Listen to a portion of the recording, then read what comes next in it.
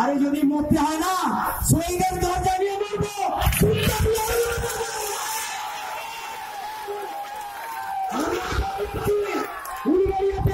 রাজ্যের সমস্ত লিডার এখানে আছে, আমাদের উপর যদি কোনো করছে আপনারা দলে দলে নিয়ে আগে হবে।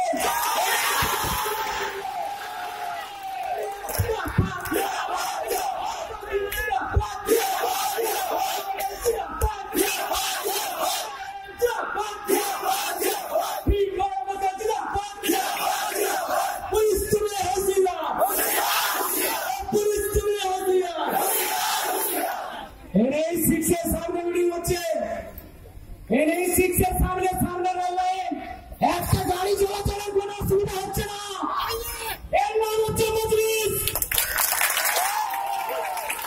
আমি বক্তব্য দিইনি, আমাকে অনেক রিকোয়েস্ট করে আমি বলছি 5 মিনিট বক্তব্যতে। আমার কাজ নয়, আমার কাজ সংগঠন তৈরি করে এবং কমিটি তৈরি করে